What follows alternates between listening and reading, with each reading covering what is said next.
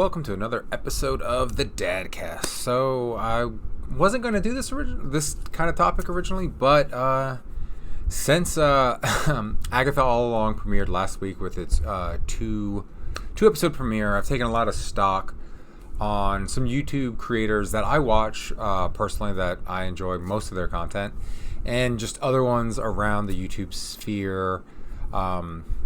They're just basically ones who talk a lot about like Disney, Marvel, Star Wars.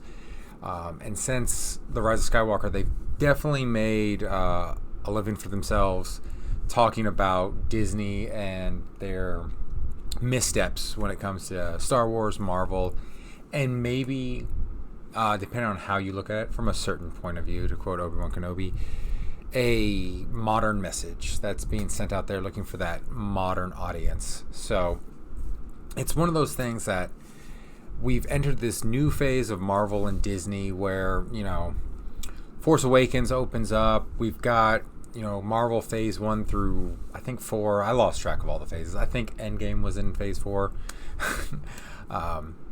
But, they're making, every movie is making $1 billion. And as a publicly traded company that Disney is, they want to make more money because that's how your stock prices go up. You make more money. They're not happy with each film making $1 billion. If one film made $1 billion, the next film's got to make $1.2 billion or something of that nature. Even though once you start making $1 billion, it's really hard to go up from there. I don't think people realize how much $1 billion is. Even these big corporations, I don't think they can visualize, the stockholders and things like that can visualize what $1 billion is. But yeah, so since then, Disney, through Marvel, through Star Wars, just through Disney themselves, they want to court as many people to the theaters, to Disney Plus as they can.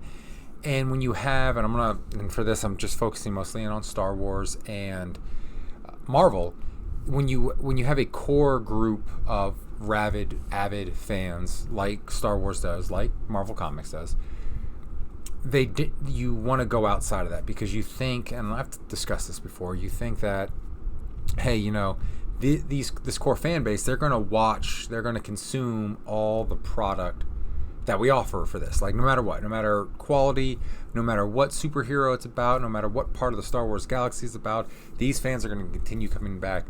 Because we did for a while. We went to see X3, we went to see Spider-Man 3, we went to see Daredevil, we went to see a lot of these bad Marvel movies, some made by Marvel, some made, outside of Marvel Studios, like by Fox and Sony, things like that.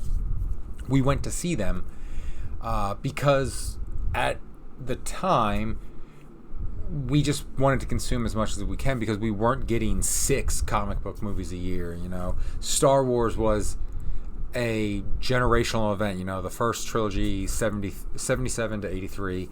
Then it was, I think, 97 to 2001 was 97 was when they re-released the special editions. So I could drive. So I want to say 99 to 2003, 2004 was the prequel. So, it was a little over 20 years from the first one to the start of the first trilogy to the next trilogy.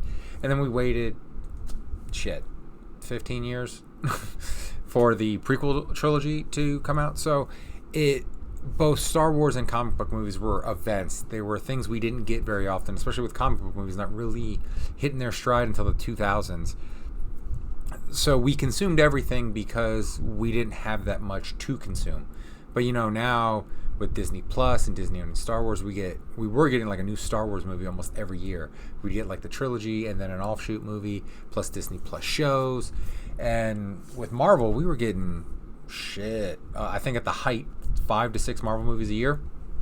So it became a point they were saturating the market with Marvel products and Star Wars products. So we stopped consuming everything because there was just too much to consume at that point. So Disney, still wanting to make $1 billion, kind of branched out, and they're like, all right, we got to attract new audiences. And I get the meaning behind it. I don't really think Disney as a corporation was trying to do any social messaging there. They were just like, hey, we kind of did a straw poll of the majority of our Marvel and Star Wars audience, and it's cis white males, and we want more than just that, which, is fine. I think what Disney didn't take into consideration here is with good storytelling, and this has been proven over time with different types of films, like look at The Godfather, about of Italian American immigrants in the 40s, 30s and 40s who rise up through organized crime, things like that. One would think in this modern lens that only Italian Americans would want to see that. But no, it's a brilliant book by Mario Puzo, a brilliant screenplay by Mario Puzo and Francis Ford Coppola, brilliant film directed by Francis Ford Coppola, brilliantly acted by all of those involved. And it's just a great film. So a ton of people went to go see it when it came out. A ton of people bought the book when it came out. And a ton of people have watched it since then, either on VHS, DVD, Laserdisc, Blu-ray, streaming, because it's a good film. And Disney, I don't think, grasps that people will go see good movies kind of no matter who the target audience is assumed to be. So Disney didn't continue investing in good filmmakers for these products. They kind of wanted to make them as cheap as possible, and hiring young directors that they could also manipulate cut some of the budget. So they, like, instead of making good films, they're like, okay, if we want to get more African American audience, we make movies centered around that. If we want LGBTQ plus, we make characters centered around that. If we want to get more women, we center around that, which in a sense is not bad. I mean, we've got Black superheroes, we've got Blade, we've got Black Panther, we've got Falcon, and that's just on the Marvel side because I'm dealing with Marvel and Disney, and many others. Bishop on the X-Men, Storm on the X-Men, for just like for quick examples. Star Wars, you've got Lando, but that's kind of a different thing. That's 6 movies basically. Lando, Mace Windu, kind of created by one guy. Where Marvel, you've got almost 90 years now of lore to pull from and characters created to pull from.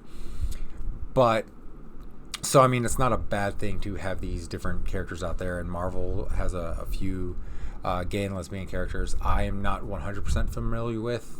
I quit reading comic books in the 2000s. I just kind of, once I started college and after college starting a family, I didn't really buy comics. Comic books started getting expensive then. They started being like $5-6 an issue, where, you know, back in the day it was a couple bucks an issue. So once you started getting that much, I started cutting back on comic books, and just kind of cut them out. So I'm not familiar with the gay and lesbian characters like that are in Marvel. I know Wanda's sons is, as well as Batwoman is a lesbian character.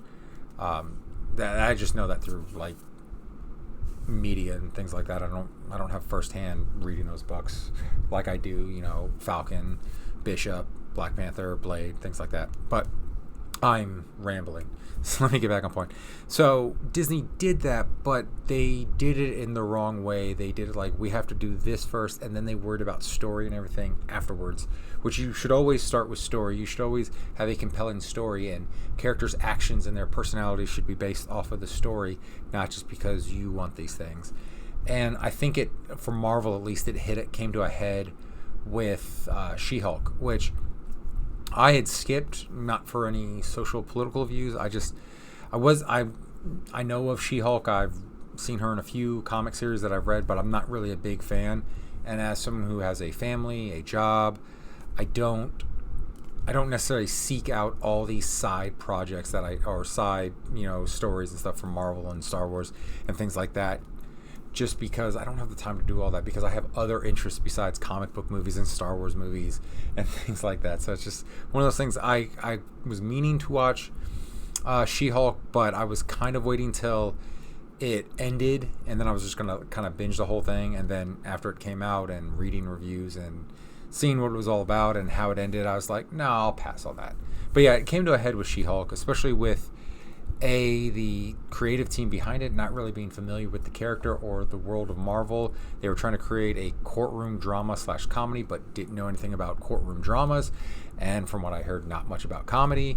And then they chose to belittle the core Marvel audience, again, the white cis male, which I guess makes up the majority of the audience, and wanted to belittle them, which I always feel that's terrible. If you want to expand your audience and be inclusive, don't exclude your core audience, because they're the ones who built your empire. They're the ones you have to thank. Don't talk down, berate, or exclude them. And I think that's where Hollywood kind of misses the mark here. They tend to use equity instead of equality. And if you don't know the difference between the two, get a dictionary. So it was one of those things. So it just became this social justice thing, and a lot of YouTube careers were created based off that, because it pissed off a lot of fans, and they went to, other echo chambers and things like that to rant about it, to listen to other people rant about it, which is fine. Find your niche, make your money, make your business, make your YouTube money. So it was just one of those things. And then kind of like the Acolyte comes along with Star Wars.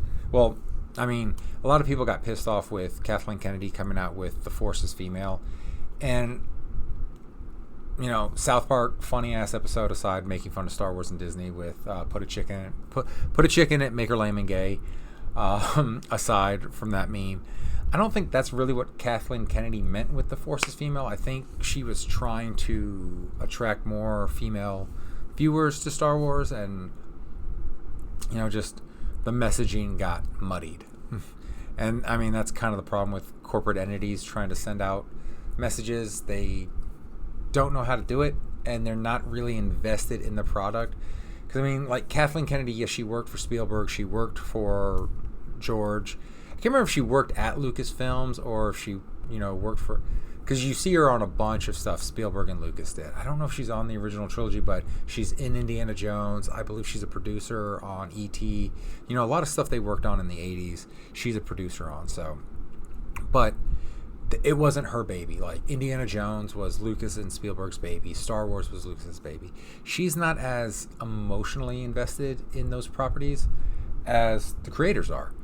And I think that's when you have these corporations kind of come through, and they just try to do stuff, but they don't have a fundamental understanding of the art, and the message gets muddly. So basically what I'm trying to say is, because of things like that, it rose this whole new YouTube thing of just pissed off fans. And I think the pissed offness started with just bad product, because it really started to come to a head towards the end of Phase 4 of Marvel, or whenever Endgame was. I'm sorry, I don't remember all the phases. And then just kind of mediocre at best Star Wars stuff. Mandalorian Season 1 aside, Star Wars has been pretty mediocre. I know, what's the one? Andor. Andor is supposed to be good. I'm going to get to that eventually. I know I've said that in previous podcasts. I'm going to get to Andor eventually, but Mandalorian Season 2 wasn't that great. Season 3, I got like 3 episodes in, and I just kind of gave up on it. I just was not entertained by it. I was never into Clone Wars. I tried really hard. I think once it came to Disney Plus, I think I got through Season 3 or 4, and I just could not get into it. I didn't really like the depictions of Anakin and Obi-Wan in that. And even though some of my diehard Star Wars friends told me Ahsoka got better, she always just felt whiny and annoying to me, and I could never root for Ahsoka. I was just like, I don't like her. And she was fine in Mandalorian Season 2. I didn't watch the Ahsoka show because, again, I don't have an attachment to those characters from Rebels and the Clone Wars. So I didn't really care about the Ahsoka show because I was like, I don't like this character from the Clone Wars. She was fine in Mandalorian Season 2. But I don't have an attachment to this character. Sabine, I can't think of the kid Jedi name. I have no connection to those. So I just like, I don't really care. So I didn't even watch those. Nothing aside, just didn't interest me, because again, I don't have time to consume all this. I'm not going to watch things I'm not emotionally interested in, or emotionally invested in, or interested in. But I mean, all this mediocrity gave rise, and then as it seemed that Star Wars and Marvel were kind of abandoning the core audience and moving to try to expand their audience by excluding the main audience and trying to create this new audience, it did give rise to a lot of YouTube careers complaining about this, and a lot of back and forth between people who were for this, people who were against it. It is a fun train wreck to watch, especially on Twitter, man. When you see these people get into these Twitter spats, like, it's hilarious to me. You have the YouTube creators getting called out by Forbes magazine people, Variety, and then their defenders from YouTube coming at those. It's just funny to watch for me and read about it. Just hilarious. But my point is, there is this line in the sand of Disney is woke. Disney is not woke. You're a homophobe, racist, misogynistic asshole. That's like the line in the sand. There's no nuance to it. Those are the two sides. And so I kind of wanted to check in with both sides of the argument here with Agatha All Along, because if you watch my review of the first 2 episodes, I don't think it's any kind of woke thing. You have a gay male character in it who, that's not his personality. His personality is that we know so far. He's a young teenage boy. He wants to be a witch, wizard, warlock, whatever. I'm not into the details of all that. I don't know if there's a difference between a witch, a wizard, and a warlock. Like, growing up, I always thought warlock, guy witch, female witch. And then, you've got wizards, which for me, that was always like a high fantasy thing, Lord of the Rings kind of thing. But then Harry Potter comes around. They're witches, but they're wizards. And it's all muddled to me, and I've never really done the research to know the difference. So I don't know if he's going to be called a warlock, if he's going to be called a witch, or if just witch is the blanket term here. Because back in, the Salem era, things like that, they were all witches. Male, female, you were a witch. There was no differentiation term. I think warlock probably was brought in a high fantasy kind of story thing. So if in like real world, because it's kind of like the real world, if real world things they're all witches, then he's probably going to be a witch, because that's Salem witch trials and of the like. We all have seen The Crucible. Maybe I've seen The Crucible. Crucible's great. Watch it. Go watch the movie, see the play, read the play. It's really good. So I wanted to take quick note, because like I said, the only really message modern audience thing you could think of, it's pretty much an all-female cast of the leads and a gay male. So you could say, oh, that's woke, when it's not really. I mean, you expect anything to be that's mainly about witches to be mostly female, because that's just kind of how the genre is. I mean, Hocus Pocus, what was the one with she played Morticia, damn it, Angela. I'm mad at myself. I always hate it when I do that, because this is off the cuff. I have a script, but I use that as a guideline, so I'm not reading word for word and blah, blah, blah, blah, kind of thing like that. So I just thought of that. But yeah, like most witches movies, things about witches are used. It's mostly female-led. We don't get a lot of male witches. The Crucible is one of the few things. So, I mean, I expected it to be, female-oriented kind of program. So if that's woke to you, then I guess Grey's Anatomy is woke. The Real Housewives is woke. It's one of those stupid terms and just stupid concepts now that people use to kind of describe something they feel that's excluding them. So we've got the program, and like I said, nothing about this feels exclusionary. That it's being inclusive, exclusive. It's not excluding anybody from the content. If you enjoy the character from WandaVision, which I did, I liked Agatha.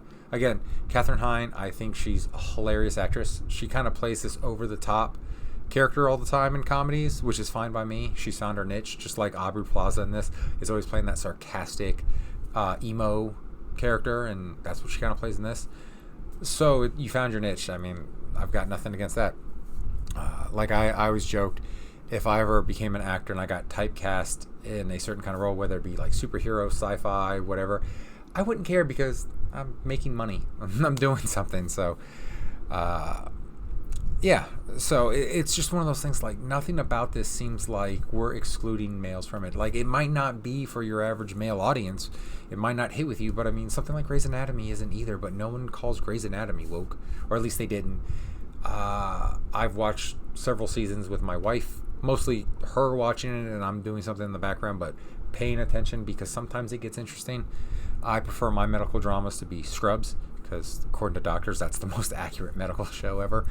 So it's just one of those weird things, and Agatha All Along might not be for you. It might not interest you at all, but then again, it's not necessarily saying you're not allowed to watch this, where kind of like where She-Hulk made fun of a lot of the male audience. That felt like it was like, you're not supposed to be watching this kind of thing like that. I get the backlash against that. But again, this backlash against Agatha, so far, we're only 2 episodes in. Episode 3 might be breaking the fourth wall. White dudes don't watch this show, kind of thing like that. It could be. I don't know. I can't see the future, but I doubt it. So, yeah. So, like I said, I was taking stock of all that, and it was one of those things I was kind of disappointed in some of the content creators I saw, because it felt like they were grasping at straws, because they weren't necessarily, not all of them, mind you, weren't necessarily calling this woke, but they were using like straw man arguments in it. They were pointing out the gay teen, and they're like, oh, in case you didn't realize he was gay, he gets a call from his boyfriend. I mean, at the same time, you see in plenty of hetero characters, they get a random call from like a worried spouse, be it wife or husband, or worried boyfriend or girlfriend, kind of thing like that. So I mean, yeah, I mean that call kind of hits it on the nose, but at the same time, who cares? It was a really brief thing. Again, kind of a brief thing for Disney if they send it over to countries that don't like gays and it's against the law to show those things. China, a lot of Middle Eastern countries can easily edit that out, and you can just assume he's gay and not actually know. But also, I think that might be one of those things where Hollywood thinks a lot of audiences are stupid and they got to spell everything out for us. So that is what it is. But yeah, it was just one of the things, like they were just kind of like nitpicking at things to want to say this have a message or it's for modern audience kind of things. But they really couldn't, because there's really no evidence of that there. Like I said, the most you can grab at is it has a gay male and all female main cast other than him, for the most part, that we've seen so far. There could be males in it down the road. I don't know. I didn't watch the trailer leading into it. I tend to avoid trailers. If I'm interested in something, I might watch the first teaser, and then I will avoid everything because I like to be surprised. I hate things being spoiled for me. And I am one of those people who will watch a trailer for something I'm interested in, try to get every Easter egg and piece of information out, and I quit doing that because I've spoiled a lot of stuff for myself doing that. So I kind of quit doing that. So it might just be all women and this one gay teen throughout the entire thing. But another straw that was grasped at for this side of the argument was when in episode 2, it's episode 2, the start of episode 2, where Agatha is naked, like talking to the one neighbor, Herb, things like that, and you have the family across the street, and they're like, oh, and their teenage girl checking out naked Agatha. I didn't take it as that, and I feel you've got to make some leaps and logics to take that point, simply because as someone who was once a teen myself and also has a just horrific immature sense of humor, a lot of fart jokes are funny to me, just to give you that kind of idea. I have a sophisticated sense of humor, but also I will go down to the immaturity depths all the time. My 2 sons and I constantly are laughing at farts and burp jokes and things like that, to the disgust of my wife. But yeah, I take that as, and it could have been a teenage boy, could have been a teenage anything, would have been staring, because teenagers, and I coach high school baseball, I see it all the time.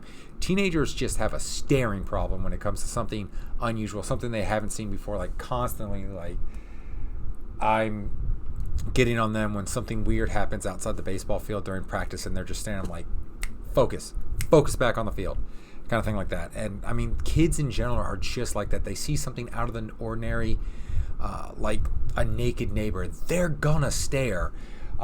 Just like if you've got like a booger hanging out of your mouth or something going on, like if you've got like a new pimple, they're gonna stare. They stare at stupid shit like that.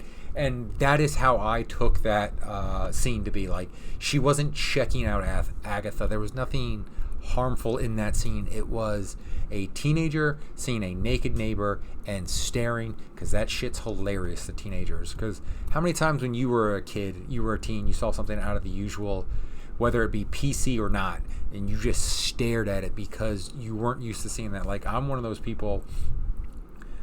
I've gotten in trouble for this more in my younger days. Like, if someone had like a weird like growth, kind of like in Austin Powers, moly, like, if like, I need to be mentally prepared for stuff like that, because when I see things out of the usual, it catches me off guard. And sometimes I can mentally be like, nope, don't stare at that thing, don't. But other times, if it's really out of the normal, like, that's all I do. And it's what we do as people. We see things out of the normal. So, like, bringing that up as something like, because I know there's this whole, Diddy didn't help, there's this whole, like, sub-conspiracy genre of, like, all of Hollywood's a bunch of pedophiles and they're grooming children for satanic pedophilia, stuff like that. Probably not. There are weirdos out there in Hollywood. I think they are definitely few and far between. But that's not what this scene was doing. This scene was a teenager staring at her neighbor who was naked, because that shit is out of the ordinary, and that's what teenagers do. But yeah, so I just feel like some of these, like, YouTubers and article writers and websites and stuff like that are grasping at straws to try to get on that wagon. And I get it. There's an algorithm for this. You get a lot of views from angry Marvel and Star Wars fans, so you need to have that kind of temperament to your channel. But I mean, come on now. Disney will probably give you an excuse to go on your rants again, but Agatha's not that show. At least not yet. It's not yet. I could be wrong. I'm not always right. Never wrong, but I'm not always right. Kind of thing. So I just feel like there's just been, like, grabbing at straws. And then another YouTuber I was watching was talking about who is this for, middle-aged women, and that might be who the target audience is. It might be like a Real Housewives. It might be like a Grey's Anatomy kind of thing. It's like, hey, let's try to tap this audience and see if they like it. And for me, with a character like Agatha, that's fine, because before WandaVision, how many of you actually knew who Agatha Harkness was? And even after WandaVision, how many of you took the time to look it up and find out who Agatha Harkness was? I guarantee you, not most of you.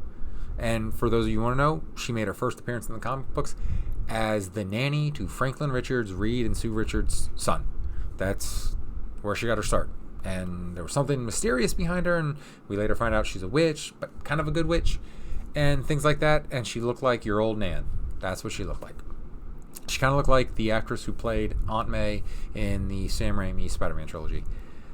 So it's kind of like, it's not like we took, like, Spider-Man and changed his genre, or Thor, or, Wolverine, one of these super popular characters, and completely changed their characterization, or changed, the style in which their movie should be, and things like that. They took a character that no one cares about, as far as, like, comic book lore and things like that, just a side character.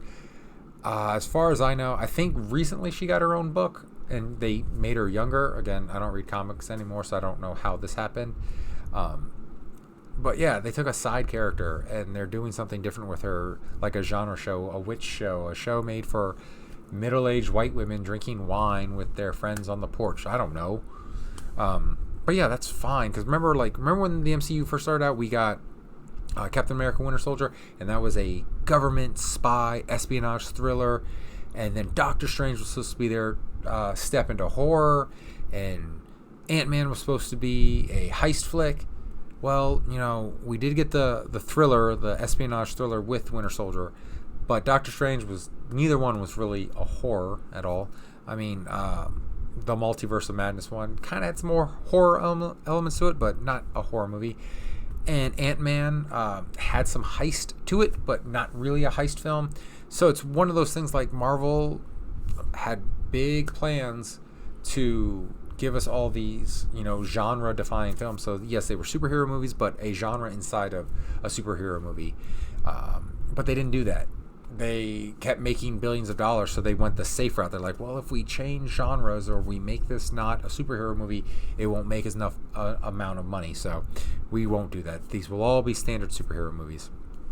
So, I mean, so you take a character like Agatha, and I almost called her Agnes, but I mean, that's still her name in the show. And you do something different with it, because again, it's a side character. Ignore it if you don't want to watch it. I mean, it's not like they're making you watch it, and it's not like they took one of their core characters and completely changed every aspect about that character to fit some sort of narrative that they wanted to tell. No, they took this character that no one cared about, until she got her own show, and people wanted to rail against Marvel or rail for Marvel, both picking social ideas, which they don't need to take. They can just watch the show for what it is and things like that. And if they don't like the show, you don't like the show. Because again, art in any of its forms, whether it's good art, bad art, is very subjective. You might not like Agatha All Along because you just don't like it. It's not your bag. That's perfectly fine. And you might watch it and you might like it because you find the characters, the actresses, the story intriguing. I mean, like I said, Katherine Hine, Aubrey Plaza, I really enjoyed them in Parks and Rec. I've enjoyed them in other things. I really like them as actresses, and I like to at least sample things that they are in if I'm, able to do so, be it streaming or what have you. And so, again, I didn't plan on doing an Agatha review, but I ended up doing one anyways. And I liked it, and I had some good discussions with people in the comments about it, and outside of the comments through like Twitter and Instagram and things like that. And so I'm going to do episode 3 and we'll see how that does. But I did want to do this video because, again, like I said, people are using this to, again, fight these social battles on both sides of the line. And it's just like, this isn't the show to do it. It's just trying to tell its own witchy show. And it's an okay show. It's not great. It's not breaking any new ground. After this season's over, and as far as I know, Katherine Hine said this in the red carpet interview, that it's only getting one season. I don't know if she was being funny because I've just seen clips. I haven't seen the whole interview. So it might only get one season. And after the season airs and it's over, I'll probably forget all about it unless something really cool happens in it. That's just like, you're just like, holy shit, I can't believe they did that. And I can't believe they did that in the Agatha show of all things. Like Mephisto shows up for the MCU or something of that nature, just something we don't see like coming, or Doom makes his premiere at the end or something, I don't think this show is going to be remembered. So picking this show as, a line in the sand, battlegrounds for this whole social experiment that's been going on with Marvel, Disney, Star Wars, Disney over the past 5 years maybe, is just kind of weird to me. Because again, I know you got to hit them algorithms and you got to put out content to meet your viewership and things like that. But I mean, come on now. I mean, this show, you might not like it, and that's fine. Just do the review, say you don't like it, and move on. Because Disney's going to do plenty of stuff. Hollywood's going to do plenty of stuff to fuel those fires. I mean, we're in an election year with Trump versus Kamala Harris. There's gonna be plenty of right versus left shit to talk about it, and it's gonna be in the media with award season and all that stuff coming up. You're gonna have plenty of content for that. Don't pick a fight with this very modest show that may or may not be good. First 2 episodes were fine. I liked it. Probably won't watch them again, but I'll watch episode 3. This will be airing Tuesday, so I'll watch episode 3 tomorrow. And I'll do a review that evening and either get it up Wednesday night or it'll be up first thing Thursday morning. But yeah, it's kind of like, this isn't the Acolyte where we're breaking canon and established Star Wars lore here to serve a, what is it when you insert yourself in your stories? Damn it. Like the showrunner for The Acolyte did. Where she was kind of inserting herself, where even her wife played one of the main Jedi, where she kind of inserted herself in the character, and she even said she did this. So we're not breaking lore, established lore or canon or anything like that, like The Acolyte did. I get the anger at The Acolyte, just as a Star Wars fan not liking a Star Wars product because of the content of it, nothing else to do with anything else. But also that show picked a fight, where you had the main character, she put out a rap addressing the haters and things like that, and that just created a whole storm. My thought process has always been like, those loud negative voices most of the time are probably in the minority. Just ignore them, because when you confront them, they confront you back, and then it just becomes a blown up mess. But yeah, I think I attribute all this negativity and this social justice stuff to Agatha from that one Variety interviewer who asked everybody on the red carpet if this was the gayest Marvel thing ever. And it was just kind of like, dude, come on now. It was just, and you could just see and it wasn't embraced like The Acolyte Ninten-DadCast where when they were asked kind of the same thing, and it might have been, I don't think it was the same interviewer, it was a different interviewer, but saying this is like a lesbian-a-thon or something like that, and they all kind of embraced that line of questioning, which again created the conflict between fans and pundits and writers and things like that, where you could see all the actresses and a couple of the actors and Agatha just like, yeah, and you could tell, like, even though Aubrey Plaza said something about a gay explosion at the end, or I think it was like a gay explosion at the end, you could tell she was playing into the interviewer and kind of going for laughs. It was a very April from Parks and Rec-esque response, where it wasn't a very serious response. She was just, this was the kind of questioning she got. And you could see some of the other actresses, when they were asked this, they were just kind of uncomfortable with that line of questioning. They're like, we know, like, what do we say? Because if you, because they were damned, it was a catch-22 for them, because if they agreed with the interviewer's question, then there was going to be this side being angry at them. But if you, like, kind of opposed the question, then the other side would be angry at you. And you could get, let's call it what it is. Hollywood is left-leaning. So if you kind of, even if you lean more right, if you kind of like steer towards the right as an actor, and we've seen it, you can get blacklisted and not get called back for things. And it's not as prominent as people like to make you think. Some of the actors who are quote-unquote blacklisted aren't very good actors to begin with, and they were in syndicated shows that got a cult following and were never really that convincing or good of an actor to begin with. So, they're not blacklisted because of their political views. They're blacklisted. They're not even blacklisted. They don't get callbacks because their time has passed and they were never that good during their time. But yeah, it is kind of one of those things. If you are more right-leaning, sometimes some producers, some studios won't give you a call. So they were kind of in a catch-22. So they lean more left in their answers because that was the more socially accepted thing to say. And all of them, you could see they were uncomfortable with it, but all their answers seemed to be kind of jokey and not very serious. So I think it's one of those things. It's like, take that with a grain of salt. And, maybe interviewers, and this has kind of driven me insane with a lot of reporters for Hollywood nowadays. They don't take their job seriously. It's their job as an interviewer, and this goes for like late night television as well. They make the interview all about themselves. When you're interviewing somebody, it's about the person you're interviewing, and they take center stage. They lead the conversation. You just ask questions, they give their answers, and then you ask follow-up questions, and they drive the conversation. You don't drive the conversation. You don't put things out there. The only time you ever ask leading questions in an interview and things like that is if the person being interviewed is just giving you yes and no. If they're not giving you anything and you need something, so you ask leading questions. But you're on the red carpet and stuff like that, just ask about the show. Let them tell you about the show. Don't just insert yourself in there, which is a problem in these days with interviewers. They insert themselves in the interview when I don't care. The person holding the microphone behind the camera, I don't give two shits about you. I want to hear what the actor has to say, the producer has to say, the writer has to say. Ask them questions. Let them tell the stories. Don't insert yourself. As funny as he is, Conan O'Brien, Craig Ferguson as well, are great at that. Jon Stewart's great at that too. They ask questions. They let the person they're interviewing tell the story, and then they ask follow-up questions.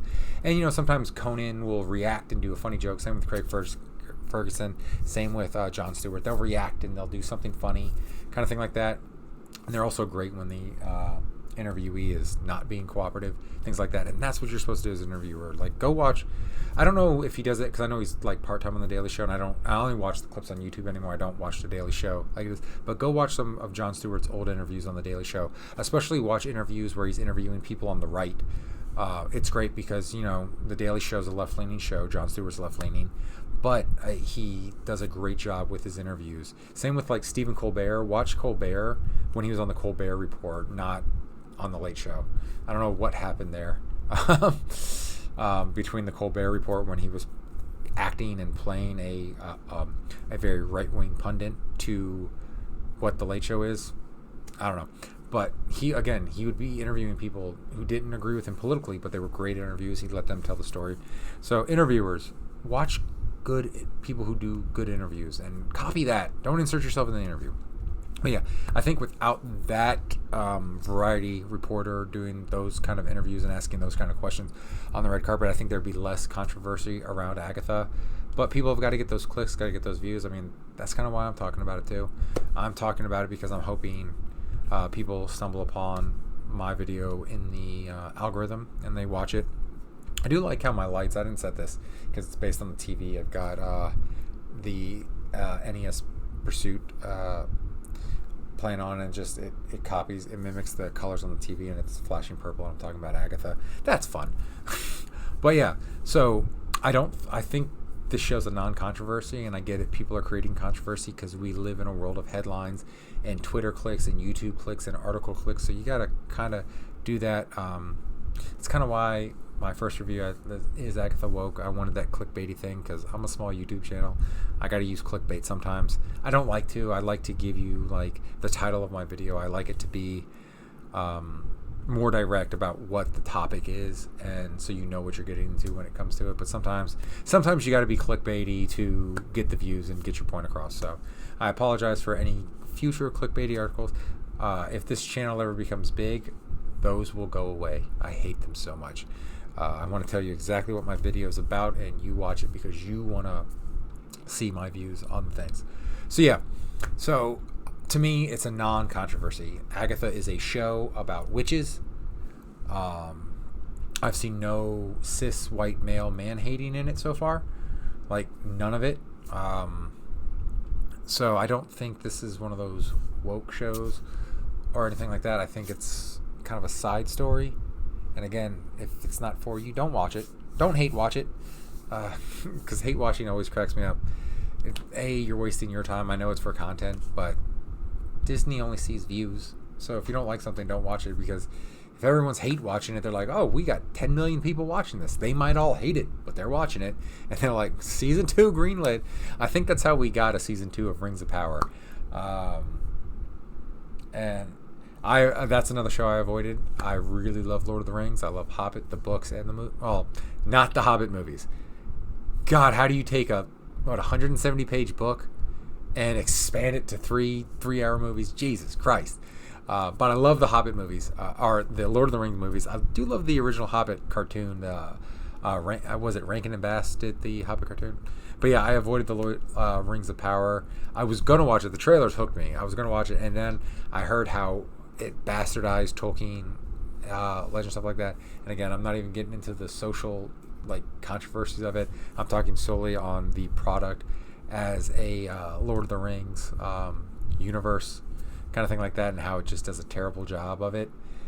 And I was like, nah, I'll pass on that.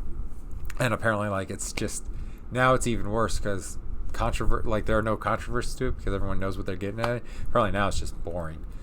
Though I do like how I've seen this in many YouTube clips and comments about how they try to give the orcs a backstory, and it's like the orcs. It was said in the original Lord of the Rings, the orcs are like evil, twisted, demonic versions of elves. So it's like they're not supposed to have. You're not supposed to empathize or sympathize with the orcs. The orcs are bad guys. They're meant to be bad guys. They're not complex.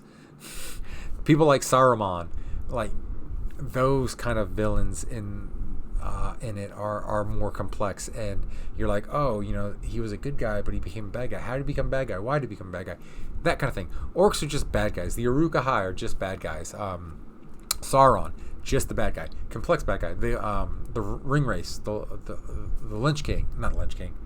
What is it? The Witch King? The Witch King, not Lynch King. Witch King.